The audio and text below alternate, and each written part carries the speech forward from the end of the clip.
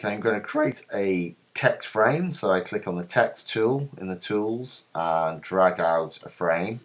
I have some text, some body text I'm going to paste in there. I note down the bottom there is this red plus in a red box, which means there's more text than the box and frame can display, and then I'll pull that out. Now here's my text. Now I can break that up into columns. You can either go with make sure you got the select tool and then select your frame, text frame, and then you can go to object, menu, text frame options, and then from there you can change some of the options on there.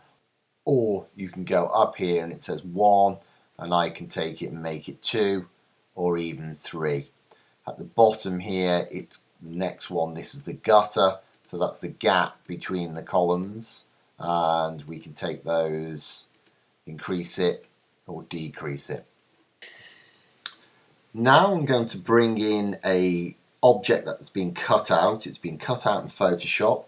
An alpha channel's been made, and so it has a transparent background, so we can wrap some text around it. I go to the File menu, Place. I select my cutout object, and then it comes in, and what I'll do is I'll just take it away from here, away from the page, and just on the pasteboard, drag out and let go. Remember to click on Auto Fit, and I can then just drag that out and it will make it bigger. If I plonk that in the center of my text there, nothing happens, and I have to do a wrap around it. So here it's quite good because it's in between two columns, so I maybe bring it down here to the bottom. Up here you've got the wrap options. First one is just no text wrap at all. The second one is wrap around object shape. This one will just basically jump so the text is underneath, and this one wraps around the boundaries of the box, which would make it square.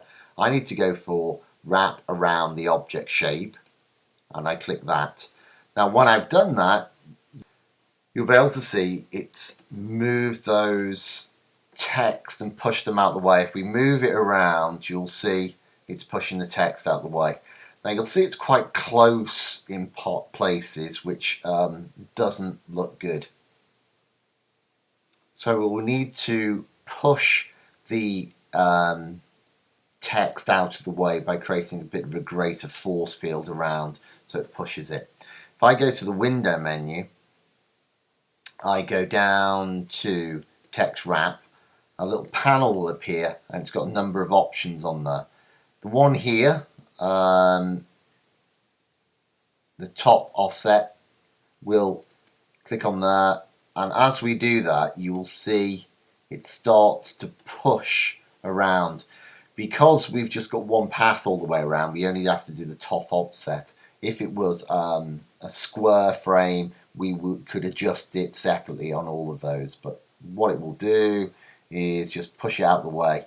Now be careful that you don't have too shorter lines which you can't read, but I'm just pushing that out of the way. If I just click and deselect that, you will see that's a little bit more readable.